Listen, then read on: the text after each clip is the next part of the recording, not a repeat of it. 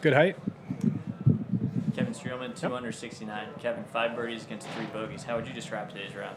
That was really solid. I had a few great par saves, both at 6 and 7, and came back with great birdies. At 8 right after that, and kind of hung on and made a great birdie at 12, and then 13 as well, and snuck another one there on 15, which always tastes good. So. Birdie in 18 just got me in a nice position. I knew I wanted to just try and get as low as possible while I could, and the course is just going to get tougher and firmer and faster, and those late tee times on the weekends and the big ones are fun. How's the course playing compared to what you expected it to play? You know, I would say the rough around the fairways is a little bit wispier than I was expecting it, especially after last year at Winged Foot. It was so dense and thick and literally could hardly move the ball. But around the greens, it's much worse than I was expecting it. It's gnarly in some spots around the greens. You got to just mind your ball. If you get in trouble, you got to get in a place where you can try and save par and take double out of play and just be really smart. So you're making your 8th U.S. Open start. What have you learned along the way that's helping? Just one of the old guys now, and I'm enjoying the experience. I'm enjoying the opportunity. It's a course I feel comfortable at. I play here at Farmers every year. Played here probably 14 tournaments, so it's with 2 U.S. Opens, right, 16 tournaments. So it's a course I know well and I love. I think this is one of the best setups I've seen in a U.S. Open. I think it's super fair off the tee. You still have to hit the proper shot and execute the proper shots into the greens, but you're penalized if you don't. And I think that's what this tournament's all about. Clearly, the scores are right where they want them, and it's going to make for an exciting weekend. Kevin, what are the biggest ways the game has changed since 2008? I just would say the 50th player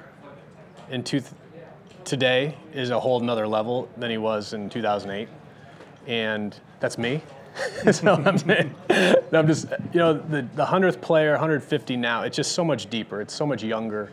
It's obviously faster and stronger and younger too. When I got out, we all played those mini tours. We all played the Hooters tours. Like, you didn't expect to get out here till you're 26, 27, 28. And that's just all changed. And these kids get out here at 21, 22 and expect to win big tournaments. And that just wasn't the case when we were there. We were just trying to get our feet wet and, trying to make a few bucks. But they're coming out ready to play. So. What about for you personally, as far as your diet, your exercise, the amount of technology information you absorb in a tournament week now versus then?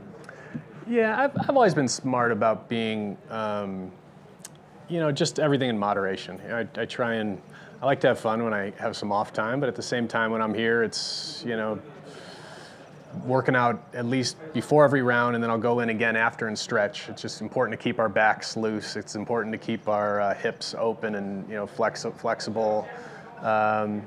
Just taking that time to make sure I'm doing the right things to try and stay out here as long as possible. I've been very, very blessed to be 20 years as a pro without major injuries and back pain, and I think it's just from spending that little bit extra time and getting in certain stretch positions, and I just kind of know my body and know what I can and can't do. So yeah. How about has data and shot length and all that, has that changed in any way the way you approach tournaments? Maybe not tournaments, but definitely my practice routine. It's such great information to have. I think it's silly to not at least look at where your deficiencies are, where your strengths are. I'm constantly, it's rarely something that pops up that I'm not surprised at. It's like, yeah, my wedges haven't been good enough, or I'm kind of struggling from 150 to 200 out, or maybe 4 to 8 feet, and all those data points are right there to be seen. So, just spending a few minutes every week or every couple weeks on what you need to work on, and then I'll go home and then off week I'll be like, all right, I got to make my 5 to 10 footers this week, and then I come out the next week and you make my 5 to 10 footers, I finish 6th or something, So it's not rocket science, but at the same time there is a little bit of work that needs to be. I just try smart practice, smart work, and smart preparation. As the older you get, it's kind of important. Could you, if you could beam yourself back into a clubhouse conversation in 2008 versus today, what are how has that changed as far as what you guys are just kicking around? It's a good question.